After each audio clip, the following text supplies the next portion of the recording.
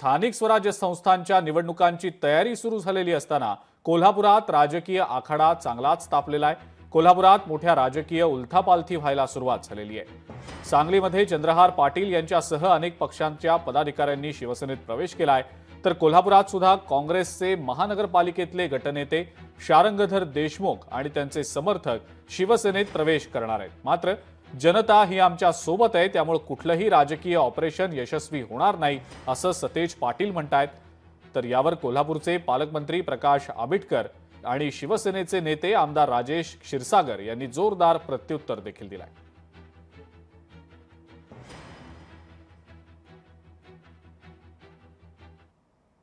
निवडणुका आहेत। शिवसेनेचं संघटन अजून मजबूत करण्यासाठी आदरणीय एकनाथजी शिंदे साहेबांच्या नेतृत्वाखाली अनेक लोक अतिशय चांगल्या पद्धतीने समाजाचं काम करणारे सर्व राजकीय पदाधिकारी सर्व राज्यामध्ये अत्यंत उत्स्फूर्तपणे आमच्या सगळ्यांच्या बरोबर सहभागी होत आहेत। त्यामुळे साहजिकच ते संपूर्ण राज्यात जे आहे ते कोल्हापुरात आणि सांगलीसुद्धा असणार आहे। या सगळ्याचा उपयोग इतका चांगला होईल की उद्याच्या निवडणुकांमध्ये सुद्धा निश्चितपणे अतिशय भरीव कामगिरी करण्यासाठी शिवसेनेला त्याचा फायदा होईल। पण मुळात ह्याला ऑपरेशन टायगर कोण म्हणाले हा पहिला प्रश्न आहे।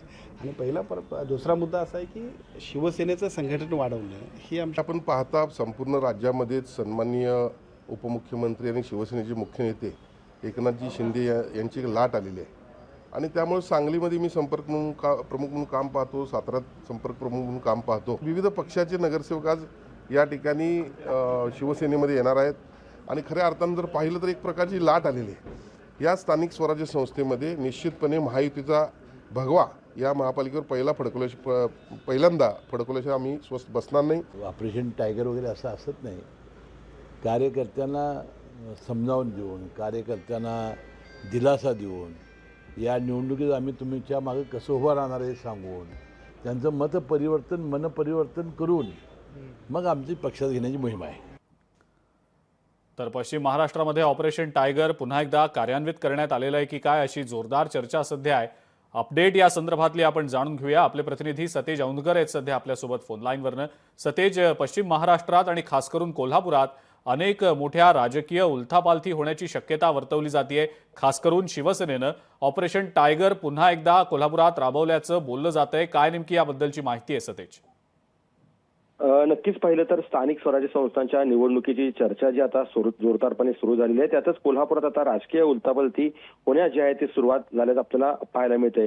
त्याचा जो प्रत्यय आहे तो कोल्हापूर आणि सांगलीमध्ये येतोय। सांगलीमध्ये पैलवान चंद्रहार पाटील यांच्याबरोबर इतर पक्षांचे पदाधिकारी हे शिवसेनेत समाविष्ट गटामध्ये खरं तर आलेले आहेत, त्यांनी शिवसेना स्वीकारली आहे। तर कोल्हापुरात देखील काँग्रेसचे महापालिकेतील गटनेते शारंगधर देशमुख आणि त्यांचे साथीदार आहेत ते आता शिवसेनेत प्रवेश करणार आहेत। काही दिवसांपूर्वी उपमुख्यमंत्री एकनाथ शिंदे यांची देखील भेट जी आहे ती या दोघांनी घेतलेली आहे। त्यांच्या समवेत काही काँग्रेसचे माजी नगरसेवक देखील प्रवेश करणार असल्याचं जी आहे ती चर्चा कोल्हापुरात आपल्याला पाहायला मिळते। मात्र सतेज पाटील यांनी याबाबत जनता कायम आमच्या सोबत आहे, कुठलेही राजकीय पक्षाचे ऑपरेशन यशस्वी ठरणार नाहीत असं त्यांनी म्हटलेलं आहे। तर दुसरीकडे मोठ्या प्रमाणावरती शिवसेनेमध्ये सध्या इनकमिंग असल्याचं आपल्याला पाहायला मिळतंय। त्यामुळेच कोल्हापूरचे पालकमंत्री प्रकाश आबिटकर असतील, शिवसेनेचे नेते आमदार राजेश क्षीरसागर असतील, यांनी देखील या सगळ्या सतेज पाटील यांच्या विधानाला प्रत्युत्तर देत अनेक जण कोल्हापूर असेल, सांगली असेल, सातारा असेल यामधील अनेक मित्र पक्ष असतील किंवा सध्या महाविकास आघाडीतील नेते असतील ते मात्र शिवसेनेत आणि विशेषतः महाविकास आघाडीत येण्यास इच्छुक आहेत। त्यामुळं पश्चिम महाराष्ट्रात सध्या मोठ्या प्रमाणावरती ऑपरेशन टायगर जे आहे ते शिवसेनेच्या नेत्यांच्या वतीनं करण्यात येते। त्यामध्ये कोल्हापूरचे पालकमंत्री आपल्याला प्रकाश आबिटकर पाहायला मिळत आहेत, राज्य नियोजन मंडळाचे कार्यकारी अध्यक्ष आणि विद्यमान आमदार राजेश क्षीरसागर हे देखील पुढाकार घेताना पाहायला मिळते।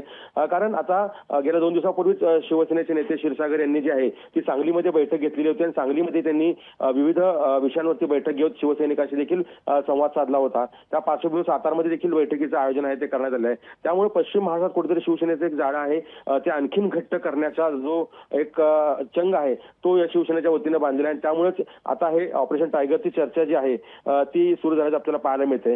मात्र गत झालेल्या निवडणुकांमध्ये विशेषतः विधानसभा निवडणुकांमध्ये कोल्हापूर हा संपूर्ण जिल्हा आहे तो काँग्रेसमुक्त केलेला आहे। महायुतीचे 10ही आमदार आहेत ते या ठिकाणी निवडून आलेले आहेत।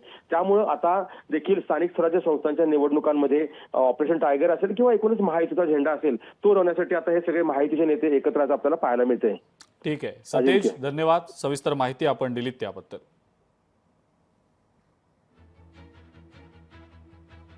पालिका निवडणुकीआधी त्यामुळं शिवसेना आणखीही काही मोठ्या राजकीय घडामोडी घडवते की काय असंच एकंदरीत दिसतंय। पश्चिम महाराष्ट्रामध्ये खास करून कोल्हापुरामध्ये अनेक महत्त्वाच्या राजकीय घडामोडी स्थानिक स्वराज्य संस्था निवडणुकांच्या पूर्वी होण्याची शक्यता वर्तवली जाते।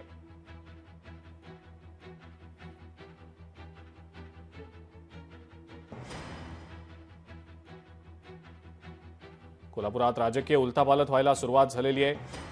सतेज पाटील मात्र या सगळ्या घडामोडी पुढच्या काळात होणार नाहीत असा दावा करतायत। आपल्या सोबत सध्या मंत्री उदय सामंत आहेत, त्यांची या सगळ्या संदर्भातली प्रतिक्रिया आपण जाणून घेऊया। सामंत साहेब, आपलं खूप खूप स्वागत लोकशाही मराठीमध्ये।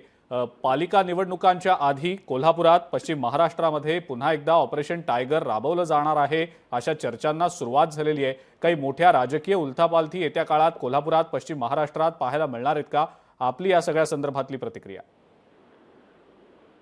शिवसेना पक्ष माननीय एकनाथ शिंदे साहेबांच्या नेतृत्वाखाली पश्चिम महाराष्ट्रामध्ये तर वाढतोच आहे, परंतु अख्ख्या महाराष्ट्रामध्ये साहेबांच्या कार्यप्रणालीमुळे शिवसेना पक्ष वाढतोय।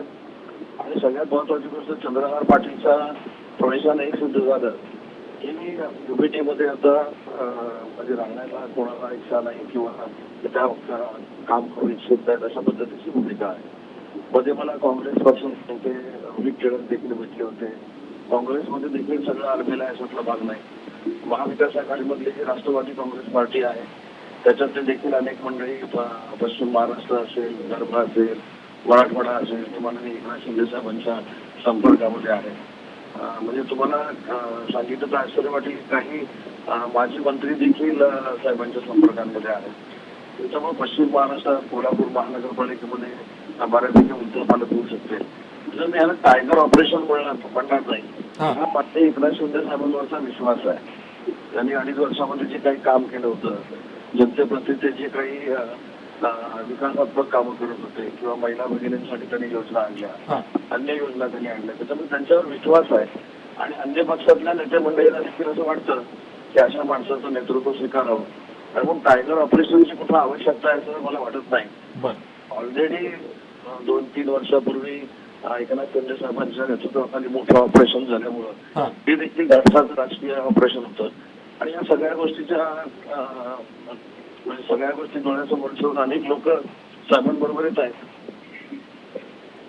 ठीक आहे। उदयजी खूप खूप धन्यवाद। आपण लोकशाही मराठीशी बोललात आणि प्रतिक्रिया दिलीत त्याबद्दल। मंत्री उदय सामंत होते आपल्यासोबत फोन लाईनवरनं आणि त्यांनी या संदर्भातली प्रतिक्रिया देखील दिलेली आहे। उपमुख्यमंत्री एकनाथ शिंदे यांच्या नेतृत्वावर विश्वास ठेवून अनेक जण शिवसेनेमध्ये येण्याची इच्छा व्यक्त करतायत असं मंत्री उदय सामंत यांनी यावेळेला म्हटलेलं आहे।